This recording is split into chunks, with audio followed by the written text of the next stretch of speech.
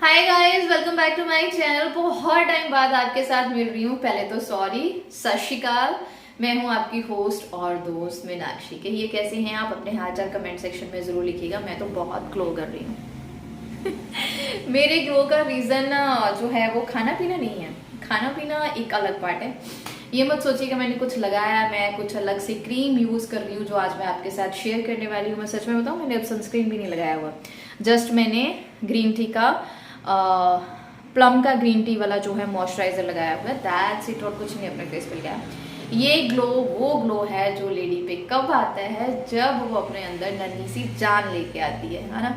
तो I am very happy and आपके साथ ये चीज़ मैं शेयर भी कर रही हूँ आज के।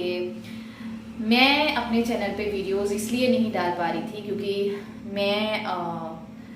मैंने कंसीव कर लिया है, मैं प्रेग्नेंट हूँ।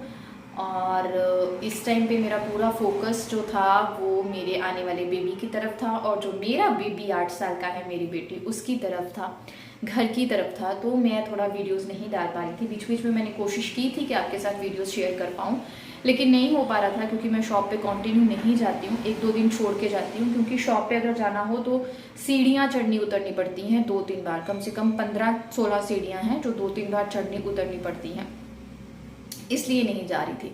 फिर ऊपर से हरित्वी को छुट्टियां हैं, अब उसकी ख़त्म हो जाएंगी तो होपफुली शायद मैं अब शुरू कर दूंगी। और यही था मैं आपके साथ शेयर करने वाली थी क्योंकि मेरे जो पुराने सब्सक्राइबर्स हैं वो जानते हैं कि मेरे साथ बहुत सारे इश्यूज थे, मिसकैरेजेस थे, अबॉर्शन हुआ था। मेरा ट्विंस बेबी अबॉर्शन हुआ था पिछले साल। मेरे ट्विंस बेबी कंसीव किए थे, लेकिन because of my health issues वो ग्रो नहीं कर पाए थे, उनकी ग्रोथ रुक गई थी, तो मुझे वो अबॉर्ट कराने पड़े थे। उसके बाद मेरे लिए फिर से कंसीव करने का सोचना भी बहुत मुश्किल था, लेकिन मुझे ये करना था अपनी बेटी के लिए, क्योंकि भाई बहन होना बहुत ज़रूरी है, मुझे ये लगता है पर्सनली।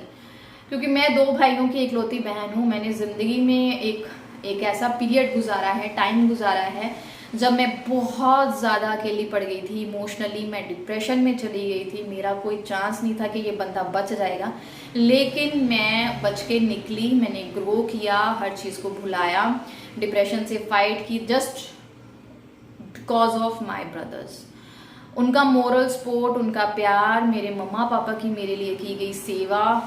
उस टाइम पे मैंने ये रियलाइज किया कि आपका अपना भाई बहन होना बहुत ज़रूरी है, चाहे बहन हो चाहे भाई हो।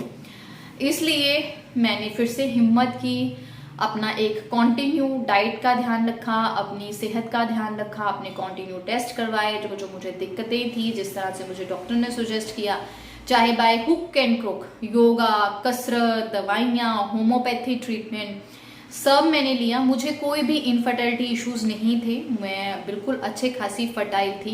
चाहे मैंने डिप्रेशन गुजारा है, डिप्रेशन की वजह से हमारी फर्टिलिटी पे बहुत ज़्यादा जो है वो असर पड़ता है, लेकिन मेरे केस में ऐसा नहीं हुआ था क्योंकि मेरा ट्रीटमेंट प्रॉपर हुआ था, दैट्स वाई।